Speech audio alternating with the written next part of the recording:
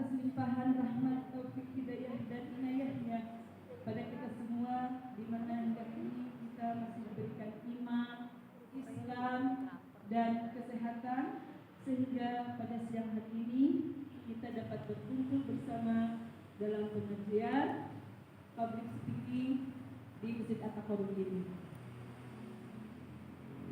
Perkenalkan dan tak lupa salawat dan salam semoga Allah senantiasa mencurahkan rahmat pada junjungan kita Nabi besar Muhammad sallallahu alaihi wasallam beserta keluarganya dan para sahabatnya, yang mana beliau adalah Nabi yang membawa syafaat Allah, dan mudah-mudahan kita selaku umatnya mendapat syafaatnya pula di yaumil qiyamah. Amin ya rabbal alamin.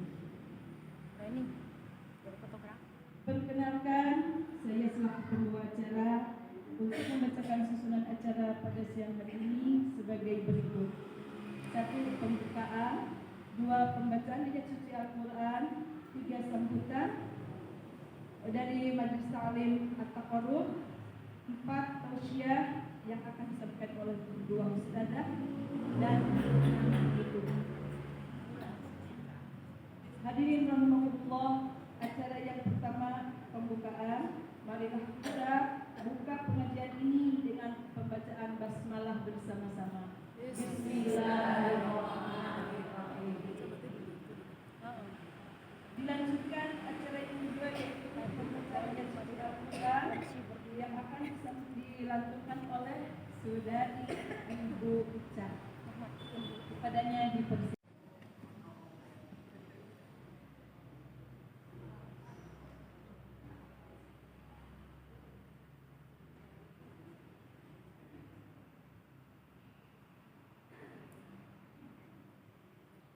Assalamualaikum warahmatullahi wabarakatuh. Waalaikumsalam warahmatullahi wabarakatuh.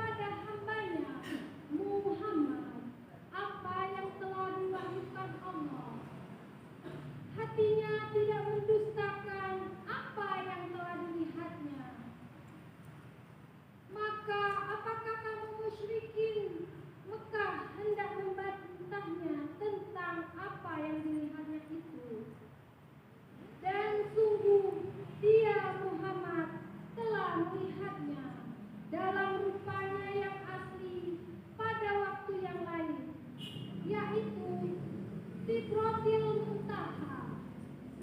Di dekatnya ada surga tempat tinggal. Muhammad melihat Jibril. Ketika Sidratil Muntaha diliputi oleh sesuatu yang meliputinya, penglihatannya Muhammad tidak menyimpang dari yang dilihatnya itu dan tidak pula melampauinya. Sungguh, dia telah melihat sebagian tanda-tanda kebesaran Tuhannya yang paling besar. Maha benar Allah dengan segala firman-Nya. Wassalamualaikum warahmatullahi wabarakatuh.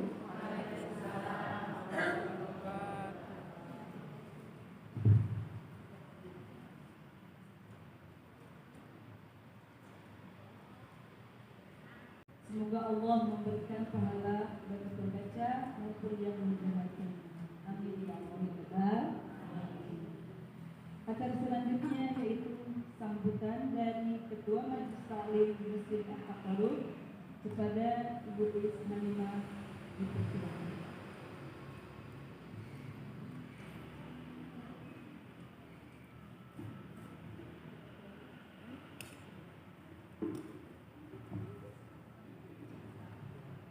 Assalamualaikum warahmatullahi wabarakatuh. Yang tadi belum dimatiin. Robi sohri, Robi sohri,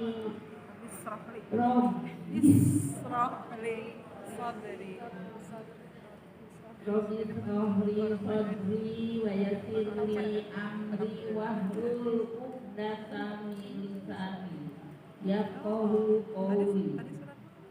Kami panjatkan puji syukur kepada Ilahi Robbi yang mana pada kesempatan ini telah memberi beribu-ribu nikmat iman, nikmat Islam, sehat, dan nikmat lainnya yang tak terhitung. Sholawat serta salam semoga senantiasa tercurah limpahkan kepada junjungan kita semua, Habibana wa Nabiyana Muhammad sallallahu alaihi wasallam, keluarga, sahabat, tabi'in, tabi'atnya, hingga kepada kita sebagai umatnya hingga akhir zaman. Kepada Ibu Dr. Nana Jaya Samsiah yang kami hormati, kepada ibu-ibu ketua majelis taklim yang kami hormati, kepada ibu-ibu yang hadir yang kami cintai, kami ucapkan banyak terima kasih kepada Ibu Hajah Yayah yang telah mempelopori adanya public speaking, yaitu calon-calon mubalighah. Semoga Ibu diberikan kesehatan selamanya untuk terus membimbing para mubalighah tersebut. Dan kami ucapkan selamat kepada para mubalighah. Semoga bermanfaat ilmunya bagi orang lain. Amin. Juga kami ucapkan kepada ibu-ibu Majelis Taklim At-Taqarrub yang sudah menyumbangkan harta bendanya dalam pelaksanaan pertemuan ini dan sekaligus memperingati Isra Mi'raj Nabi Muhammad sallallahu alaihi wasallam. Semoga atas kebaikan ibu-ibu dibalas yang setimpal oleh Allah Subhanahu wa taala. Mohon maaf ibu-ibu yang sebesar-besarnya apabila dalam penerimaan ini kurang berkenan di hati ibu-ibu semua. Wabillahi taufiq wal hidayah. Wassalamualaikum warahmatullahi wabarakatuh. Waalaikumsalam warahmatullahi wabarakatuh. kanan menutup tangan yang kiri. Kenapa bacaannya? Setelah itu ada iftitah, ada al-fatihah. Itu ada maknanya. Dan dahsyatnya semua profesi-profesi sahabat dan generasi setelahnya yang belajar dengan benar tentang sholat itu semua merubah hidup jadi lebih sukses dari apapun yang mereka pilih dalam menjalani hidup. Dan yang paling hebat itu yang menjadikan Nabi mendapat perintah pertama bukan zakat, bukan haji, bukan umroh, bukan puasa, tapi sholat. Dan perintahnya khusus spesial disampaikan dalam peristiwa Isra Mi'raj untuk memberikan pesan begitu tingginya nilai sholat ini untuk kehidupan manusia. Ya, aku tadi nggak digedein. Lupa kau. Kesimpulannya, sholat sebagai tiang agama bukan hanya sekedar rangkaian gerakan fisik. Ia adalah ikatan spiritual antara hamba dengan Rohnya. Dengan konsisten mendirikan sholat, kita tidak hanya mendekatkan diri pada Allah Subhanahu wa Ta'ala, tetapi juga memupuk keimanan dan ketakwaan dalam diri. Sholat mengajarkan kita banyak hal, mulai dari disiplin, kesabaran, hingga ketundukan pada Allah Subhanahu wa Ta'ala. Dengan sholat kita dilatih untuk senantiasa mengingat Allah dalam segala kondisi. Sebagai sebuah fondasi, sholat menjadi kunci kebahagiaan, membawa keberkahan dan serangkaian kabar gembira yang membawa ketenangan hati. Mari kita jadikan sholat sebagai pedoman hidup agar tidak senantiasa berada dalam jalan yang benar. Mari kita bersama-sama memperkuat fondasi iman kita dengan mendirikan sholat secara berjamaah dan khusyuk. Jadikan masjid sebagai rumah kedua kita dan sholat sebagai kebutuhan hidup kita. Inilah paparan dari saya, ibu-ibu. Mohon maaf apabila ada kata-kata yang kurang berkenan di hati ibu-ibu, dan ini yang dari saya kurang berkenan di hati ibu-ibu. Saya mohon maaf yang sebesar-besarnya, karena itu hanya kebodohan saya sendiri. Wallahu a'lam bishawab. Wassalamualaikum warahmatullahi wabarakatuh. Waalaikumsalam warahmatullahi wabarakatuh.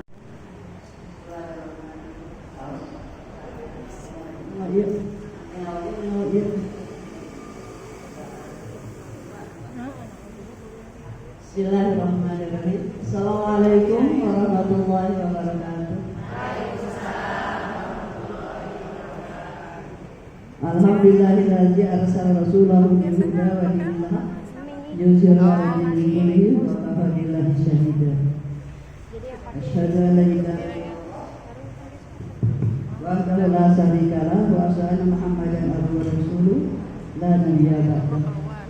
Alhamdulillah ibu-ibu, bersyukur Allah Subhanahu wa Ta'ala birah dina sonten ieu urang ditakdirkeun dia tepang sampel dia tempat. Mudah-mudahan kepala urang aya dina ridho Allah Subhanahu wa Ta'ala dicatat datan amal soleh. Amin. Shalawat wa salam mudah-mudahan dilimpahkeun ka junjungan urang Kanjeng Nabi Muhammad sallallahu alaihi wasallam panusan. Mudah-mudahan urang kalebet umatna anu kekeh syafaat ya Allah.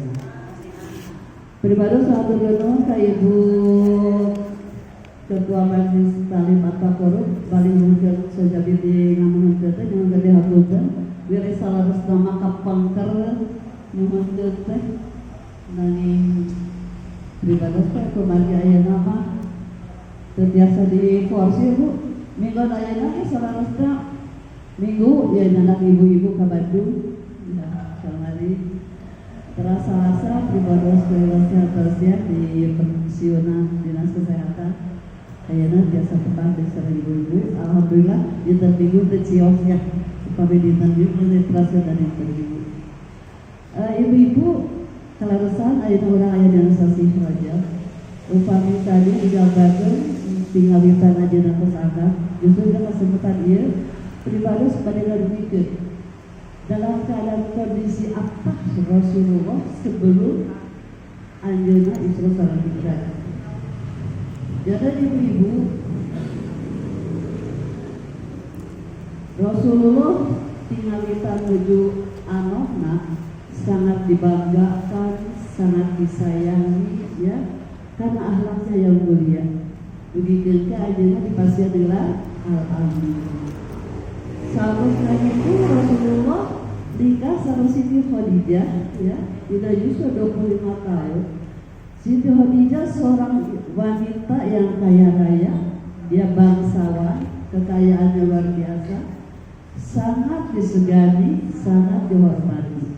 Jadi Rasulullah ditampil dikiatan ku Siti Khadijah, tentu saja dia menjadi orang yang sangat-sangat diagungkan oleh mereka. Tetapi ibu-ibu, saparantos na ajeuna diangkat janten Rasul, ya, dina Yusuf 40 tahun, karena apa yang dibawa oleh Rasulullah itu ayat-ayat Al-Quran itu adalah kebiasaan-kebiasaan yang tidak sesuai dengan kebiasaan mereka. Anu tadina muji-muji dan sebagainya, kumagi anjeuna membawa angin didikat aturan yang dibawa di Al-Quran itu bertolak belakang dengan kebiasaan mereka. Tidak boleh mabok, sementara dia mereka pemabok. Tidak boleh judi, ya. Tidak boleh membunuh. Wanita tidak ada harganya, sampai-sampai wanita itu hanya untuk memuaskan hawa nafsu, malah biasa diwariskan, biasa dijual. Daya pisan pekerjaannya. Ayeuna ya Rasulullah nyada ayat-ayat ajaran-ajaran yang bertentangan. Angka kita segitu bisa reus ya. Jika reus membanggakan ya. Jadi membenci ya Bu. Paling hebat membenci si Abu Jahal, Abu Lahab itu kan paman padahal ya. Paman anjeunna ya sangat membenci. Jadi ibu-ibu, anjeunna terus berusaha tinggalkan kenging wahyu ya. Salami 10 tahun kenging wahyu. Subhanallah, Rasulullah diuji terus tadi dengan hilangnya 2 orang yang membentengi beliau dalam waktu yang bersamaan. Tepat sekali pupusna Abu Thalib sareng antun dengan Siti Khadijah teh dina tahun yang sama dan waktu yang tidak beda. Paman Abu Thalib walaupun dia tidak mau masuk Islam, tapi dia siap untuk membela Rasulullah di depan. Sehingga mereka paman-pamannya, kakak-kakaknya jelas tidak akan terlalu berani bagi ayah-ayahnya tanmena Abu Thalib. Ya. Terus begitu ke rumah, ada orang yang sangat membantu menenangkan dia, yaitu Siti Khadijah. Ya. Bayangkan waktu ajeuna kayak wahyu pertama, ya, ajeuna lunsur di Gua Hiro, lupa terang-terang aya nu nyaur aya Muhammad. Ya. Dipilari teu aya kagigit aya ditinggal teh di luhur. Malaikat Jibril dalam keadaan aslinya. Dan aslinya teh agung, sayap nabi sekian banyaknya. Bayangkan ya Bu ya, Gua Hiro saya sasaha. Begitu hei Muhammad gitu ya. Sok ibu, maaf kami begitu lupa. Hanya nabi terus lupa Siti Khadijah, selimati aku gitu ya. Tapi Siti Khadijah seorang istri yang sangat bijaksana. Wahai Muhammad suamiku, jangan khawatir, pasti tidak akan yang akan mengganggu. Itu adalah seorang manusia yang begitu baik, ya, banyak menolong orang lain, sayang pada sesama. Ibu dan kata-kata seperti itu seorang ibu kan menjadi teman ya Bu ya. Jadi itulah Siti Khadijah itu luar biasa.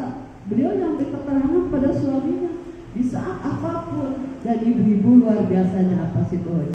Kabulkan kita ampun. Oleh karena itu ibu-ibu dan suaminya hari ini saya sampaikan bagaimana umat Islam di Indonesia terhadap sholatnya. Akhirnya ke ibu-ibu orang kalau mana gitu ya. Satu, golongan umat Islam yang suka sholat pertama. Yang dua, golongan yang tidak sholat. Ini ngaku nama Islam ya, bukan orang Muslim. Orang Muslim jelas ya, ini orang Islam. Orang Islam itu dibagi tiga terhadap sholatnya. Ada yang suka sholat, ada yang tidak sholat. Lalu semua ayat orang Islam menentukan langsung ayat. Ayat bu. Tidak semuanya kan yang katanya Islam gak sholat. Yang ketiga golongan yang edan eli kadang-kadang sholatnya. Enak kita lihat yang sholat itu golongannya masih banyak lagi. Pertama, sholatnya semaunya, ya, asal-asalan. Pokoknya mah sholat, tapi sarasa nak wuduna apa sudah sah atau tidak, sholat makumaha gitu ya, sholatnya asal-asalan ya. Kata hadis dari Ahmad, jadi ala nasi zamanun yusoluna wala yusolun, akan datang suatu zaman ya, pada waktu itu manusia menganggap saya sudah sholat padahal bukan sholat ya, sholatnya asal-asalan, Usunatu ayah, wudunatu beres, amwanatu beres. Nah kita lihat, kita apakah sudah benar sholat kita atau tidak? Ya, itu kait. Yang kedua, sholatnya sholat tradisi. Tinggal witan diajar sholat, duit kaya, nah gitu tidak ada perubahan, ya. Tidak ada keinginan untuk jadi sholat yang lebih baik. Wudunatu maha supaya lebih bagus. Sholatnya kumaha supaya aku nama sholat sudah merasakan itu sudah hanya sholat itu sebagai kewajiban tidak ada bagi itu kebutuhan untuk kita. Akhirnya apa? Fawailul ya musholin alladzina hum an sholatihim sahun.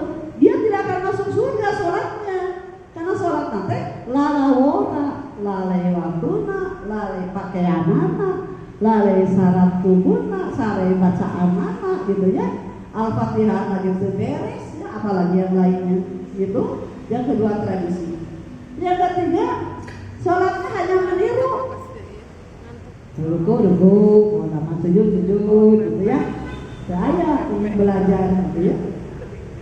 Kemudian yang keempat, sholatnya dengan waktu tidak sempurna. Ya.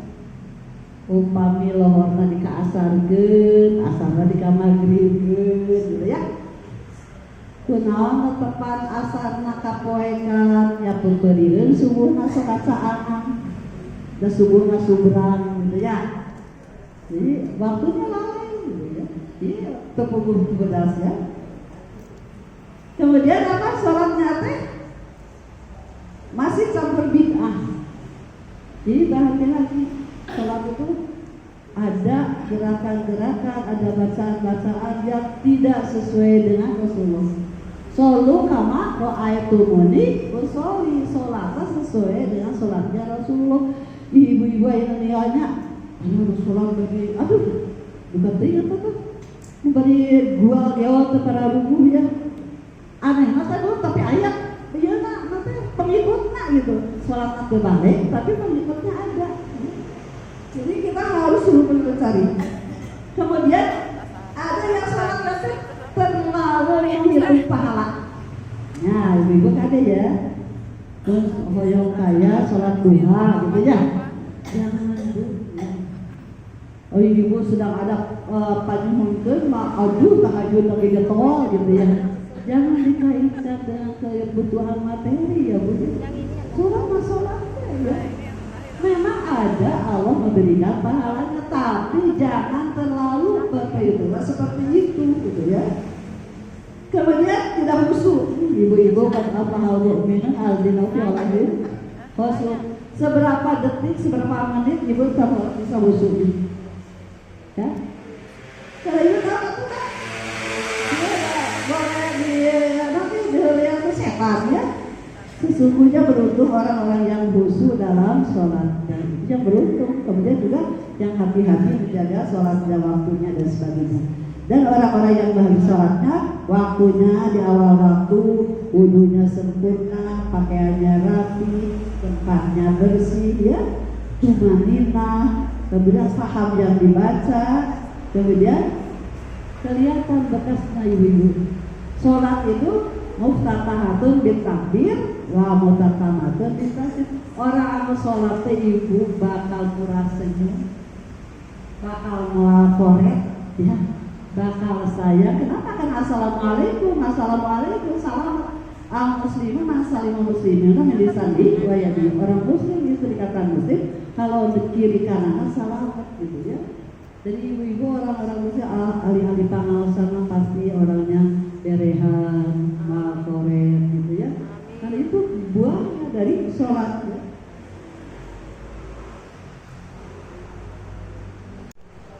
Caranya kita agar untuk menghadapi hidup ini, salah satunya supaya kita kuat menghadapi tantangan soalnya, yaitu dengan sholat. Jadi ibu-ibu, jadikanlah sholat itu menjadi kekuatan. Sholat yang wajib ditambahkan dengan sunatnya. Karena itu awalul mayuhasabu bil abdi yaumil qiyamah as-sholat. Sholat yang akan dinilai pertama oleh Allah. Kemudian dengan cara mendekatkan diri kita dengan sholat. Kemudian juga bagaimana cara untuk kita bisa tidak sombong, ya, ada kasih sayang. Itu didikan dari sholat. Allahu Akbar dari satu kali yang 3 kali itu 68 kali kita Allahu Akbar. Untuk apa? Kita tidak boleh sombong.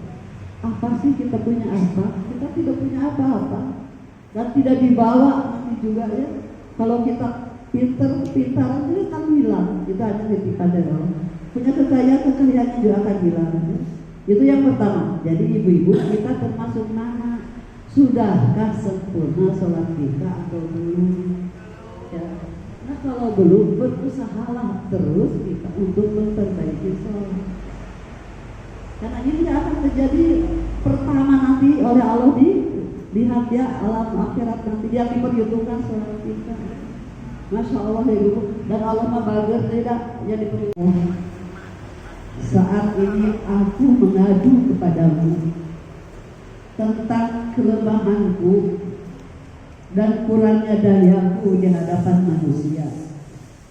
Ya Ar-Rahman Ar-Rahim, duhai yang sempurna kasih sayangnya, aku menyadari dan meyakini Engkau yang merawat orang-orang yang lemah, golongan orang-orang yang terlemahkan, dan Engkau pun Roh yang merawatku, yang menyayangiku, yang mengasihiku. Setelah perlakuan di Taif ini, kemana lagi aku harus melangkah menyampaikan dakwah?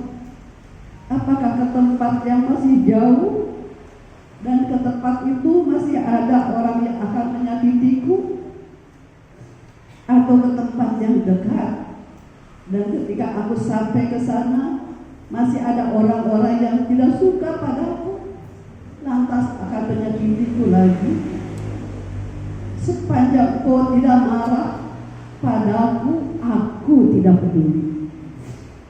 Engkau sampaikan ke tempat yang jauh dan ada potensi menyakitiku, atau ke tempat yang dekat dan berpotensi aku disakiti kembali, atau berpotensi aku dimusuhi kembali. Aku menerima ya Allah. Yang penting Engkau tidak marah padaku. Dan aku yakin sungguh kasih-Mu kepadaku lebih luas dibandingkan dengan perlakuan orang-orang yang menyakitiku.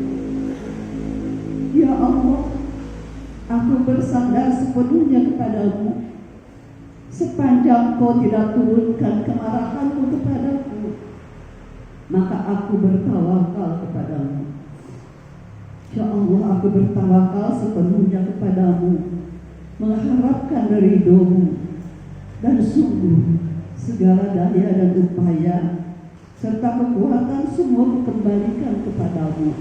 Dan yang kedua, ya, bagaimana kuatnya iman seorang rasul.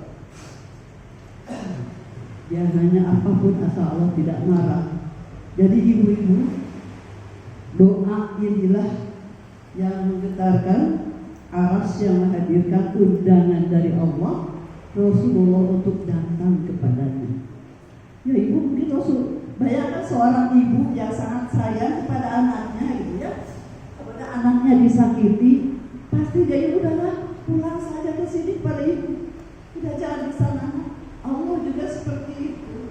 Hanya saking sayangnya kepada Rasulullah, sudah panggil Jibril untuk menghadap kepadamu dan peristiwa Isra Mi'raj.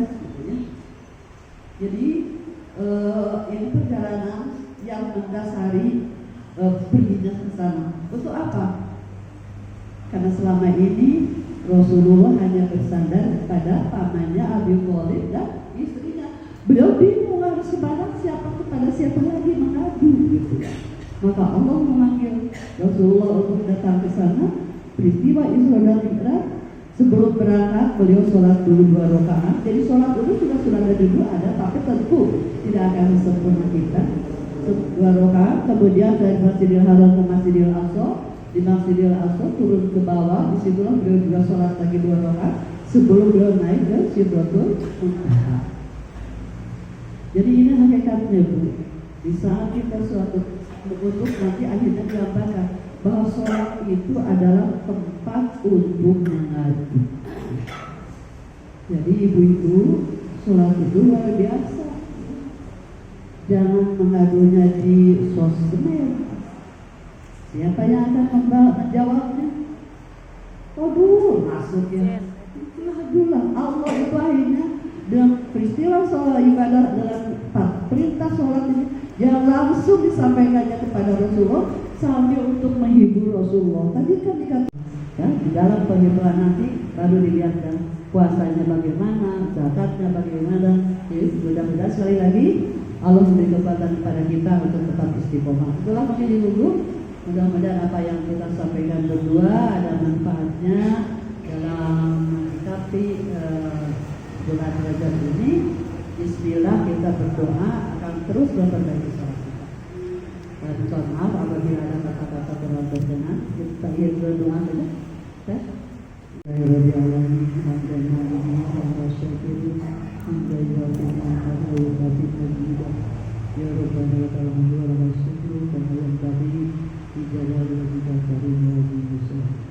Rabbana atri alaina sabra wa sabbit aqdamana wansurna wa qul kafirin. Rabbana la tuzigh qulubana ba'da idh hadaytana wa hab lana min ladunka rahmatan innaka antal wahhab. Ya Allah, ya Rahman ya Rahim, kami bersyukur pada Tuhan. Kami sampai sekarang pada bulan Rajab, bulan yang sangat tinggi. Kau telah mengundang manusia terbaik terhadap untuk mendapatkan sholat. Kami sadar ya Roh, sholat kami masih jauh dari sempurna. Oleh karena itu kami mohon padamu ya Roh, berilah kekuatan kepada kami, berilah kesadaran kepada kami, berilah semangat kepada kami untuk terus memperbaiki sholat kami. Hilangkanlah rasa malas dalam diri kami ya Roh. Bimbinglah juga anak cucu keturunan kami agar mereka termasuk orang-orang yang telah menjadikan sholat. Ya Allah ya Rabbal Alamin, aku takut ya Allah. Kenapa kami yakin neraka itu pasti ada, dan kami tidak akan mampu kuat untuk masuk ke dalamnya. Kami hanya mengharapkan surga, padahal kami jauh dari sempurna. Ya Allah ya Rabbal Alamin, berkahilah sisa umur kami, berkahilah rezeki yang dititipkan kepada kami. Bimbinglah dan mudah dikeluarkan untuk amal yang Kau ridhoi. Ya Allah, berkahilah kaki kami agar mudah dilangkahkan untuk kebaikan. Ya Allah ya Rahman ya Rahim, kami juga titip anak keturunan kami agar mereka menjadi anak yang soleh dan soleha yang akan menolong kami di dunia ini dan di akhirat nanti.